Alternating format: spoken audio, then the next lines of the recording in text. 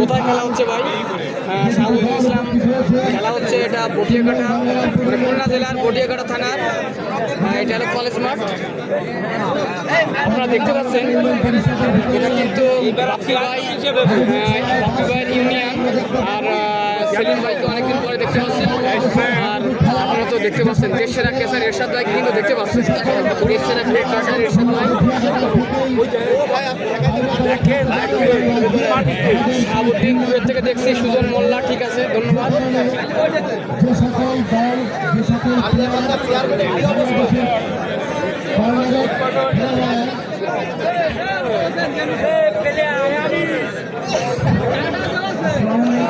সিদ্ধান্ত অনুযায়ী।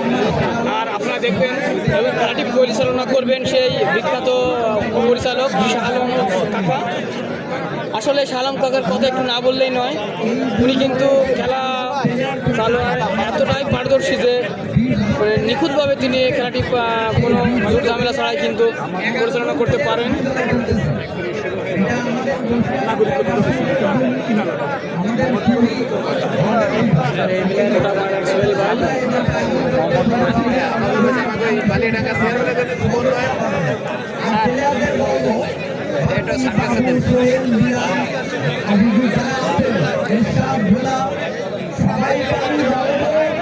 এখন আপনারা দেখতে পাচ্ছেন যে শাহ আলম স্যার তিনি কিন্তু প্লেয়ারদের উদ্দেশ্যে কথা বলছেন।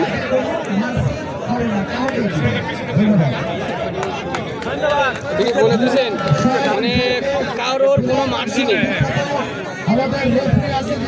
কোনো মার্সি হবে না, নো মার্সি। বাপ্পি ভাইয়ের এলাকার মাঠ।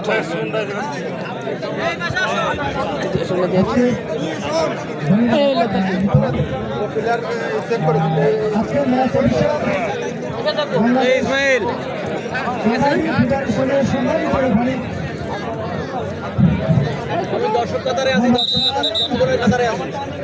রাশেদ ভাই আছে নাকি না? এটা তো ছোট কোর্টের খেলা, রাশেদ ভাই সাধারণত থাকে না ছোট কোর্টে। এটা বাপ্পি ভাইয়ের এলাকার খেলা। আজকে ইতিমধ্যে খেলা কিন্তু শুরু হওয়ার পথে, শুরু হওয়ার সন্ধিক্ষণে সেই সেলিম ভাই তার এলাকার খেলা, কিন্তু সেলিম ভাই কিন্তু কর্মর্দন করে আসলেন।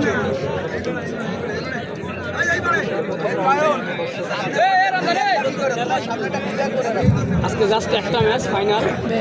কোথায় খেলা হইতেছে এটা? এটা হচ্ছে বটিয়াঘাটা, খুলনা জেলার বটিয়াঘাটায় কলেজ মাঠে।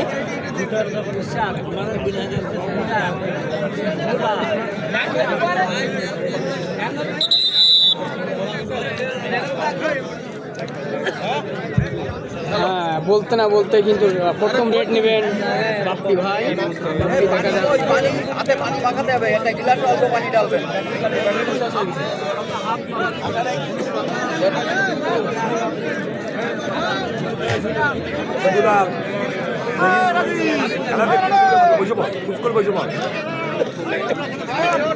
প্রথম রেড নেবেন বাপ্পি, সেই দেশের রেডার যাকে বলা হয় বাংলাদেশের দ্বিতীয় টাইগার বাপ্পি। তিনি একাই কিন্তু একটা খেলার মোড় ঘুরিয়ে দিতে পারেন। দেখা যাক।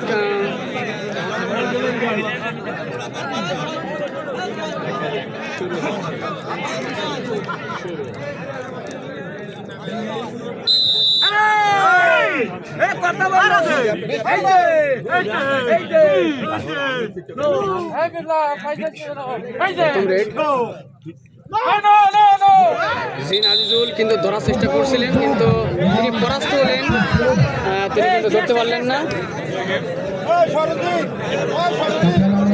রেড নেবেন ছোট কোটের কিং বাবু, যাকে ছোট কোটের কিং বলা হয়। এটাও কিন্তু তার এলাকার কথা, ছোট কোটের কিং।